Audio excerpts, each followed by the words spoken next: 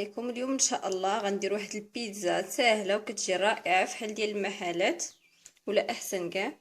غنحتاجو لزلافه ونص ديال الفورص، 3 المعالقات ديال زيت الزيتون. هنا دايره انا معلقه كبيره ديال الخميره مع معلقه صغيره ديال سنيده وشويه ديال المدافي، خليتهم يتفاعلوا باش طلع ليا العجينه دغيا.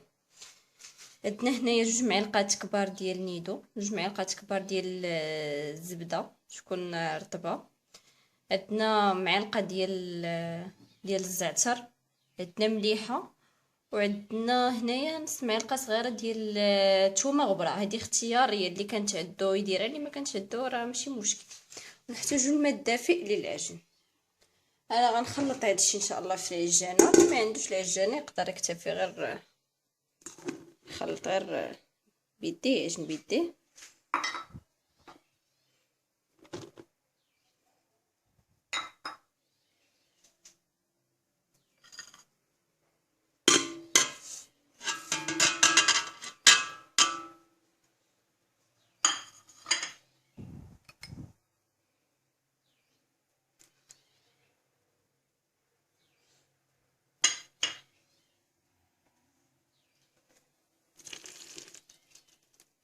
غنعجنهم مزيان حتى تولي العجينه عندنا رطبه، ما نديروش عجينه قاصحه، تكون رطبه، ونخليوها تعجن شي 10 دقائق.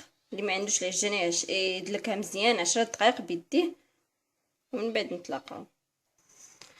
العجينه ديالنا من بعد ما عجناها مزيان هي رطبه كتجي رائعه. كنخليوها حتى تخمر مزيان شي ساعه، المهم قد ما خليتوها تخمر مزيان. انا كنخليها بعض المرات ساعه ونص، ساعتين، كتجي مزيانه حتى تخمر مزيان، عاد نبداو نخدموا بها.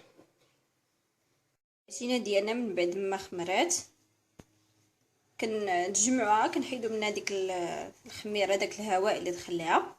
غنقسمها انايا على 4، كتعطي 4 ديال العجينه. المقادير اللي عطيتكم كتعطي 4 ديال البيتزات دوك فرديه لشخص واحد.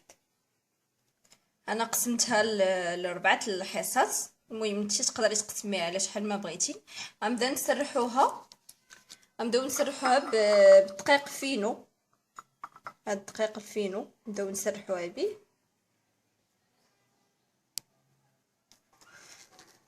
بعد ما سرحنا العجين ديالنا كنتصبحوا غير بالاصابع، كنحاولوا نديروا ليه واحد الحاشيه بحال هكا صغيره. غنشدوه نتكوه بالفرشات وندخلوه للفران، نشعلوا عليه من غير من التحت، غير نقصوا عليه ونشعلوا عليه من التحت حتى يبانوا لينا بحال الفقاعات صغيورين، ونشعلوا ليه من الفوق. طيب غير نص طيبه ونخرجوها، نكونوا تكيناها بالفرشات قبل ما نخشيوها. ها هي لاباط ديالنا من بعد ما طابت، تلاحظوا انها طابت غير نص طيبه. بالنسبه للحشوه ديالها نتوما احرار، كل واحد يدير على حسب داكشي اللي بغا. انا غنستعمل صوص طوماط اللي كنحضرها في المنزل. من بعد ان شاء الله ننزل لكم الفيديو فيه المقادير ديال هاد لاصوص طوماط اللي كتجي لذيذه. هنا عندنا البصله اللي شحرناها في شويه ديال الزيت ودرنا لها شويه المليحه والبزار. هذه فلفله حلوه حتى هي شحرناها في شويه المليحه والابزار. هذه كفته ديال لاداند كنشحروها حتى هي في شويه ديال الزيت. انا بالنسبه لي استعملت الكفته اللي بالعطريه، تقدروا تستعملوا اي كفته وخلاص.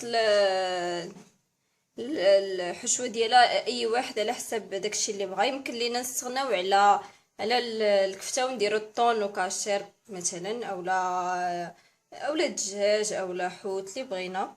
هنا شويه ديال الزيتون كحل مقطعين وطريفات صغار. هنا شويه ديال الموتزاريلا وشويه ديال الفرماج احمر. انا غادي نقاد لاباط ديالي بهاد العناصر اللي شفتو. ها هما البيتزات ديالنا من بعد ما درنا لهم الحشوه ديالو. دابا ندخلوهم الفران تيذوب، حيت كلشي طيب غير غيذوب غير داك الفروماج.